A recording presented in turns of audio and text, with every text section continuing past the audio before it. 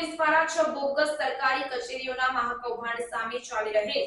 Top secret તપાસ. દાહોદ પ્રાયોજના વહીવટદાર કચેરીમાંથી નકલી કાર્યપાલક ઇજનેર સંદીપ રાજપૂતની 6 બોગસ વિવિધ સિંચાઈ કચેરીઓના નામે 2018 થી 2023 સુધીના 5 વર્ષો સુધી 100 વિકાસના કામોની વહીવટી મંજૂરીઓના આધારે 6 બોગસ સરકારી કચેરીઓના કૌભાંડકારીઓએ 18.59 કરોડ રૂપિયાની સરકારી ગ્રાન્ટના નાણાંનું ફુલેકું ફેરવી દેનારા બહાર આવેલા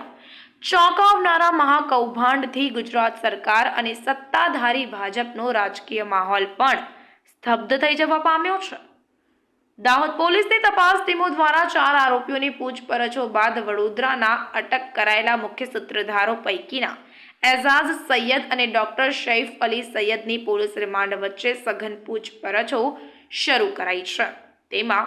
6 બોગસ સરકારી કચેરીઓના કૌભાંડકારી ચહેરાઓ 100 વિકાસના કામોની વહીવટી મંજૂરીઓ લઈને દાહોદ પ્રાયોજના કચેરીના ટ્રાઇબલની સરકારી ગ્રાન્ટના નાણાંમાંથી 18.59 કરોડ રૂપિયાના મહાકૌભાંડને અંજામ આપીને અસલી કચેરીઓના વહીવટી તંત્રમાંથી કેવી રીતે પસાર થયા, આ દિશાઓમાં પણ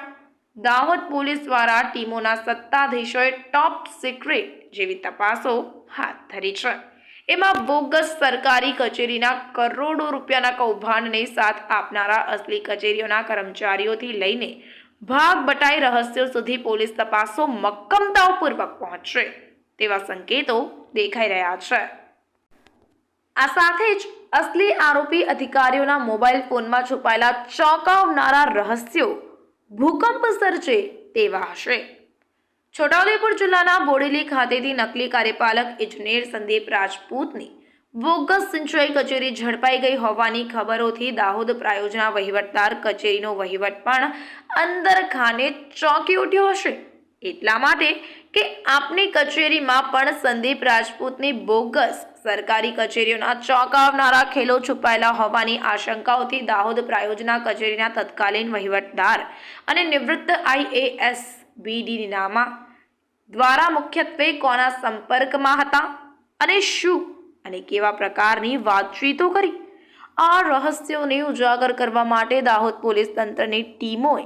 BD નામાના મોબાઈલ ફોનો જપ્ત કરીને કોલ ડિટેલ્સ અને વોઇસ રેકોર્ડિંગના પુરાવાઓ પણ એકત્ર કરવાની કવાયતો હાથ ધરી છે. આ જ પ્રમાણે નાની સિંચાઈ કચેરીના કાર્યપાલક ઇજનેર ઈશ્વર કોલચાના મોબાઈલ ફોનને પણ કબજે કરાયો છે.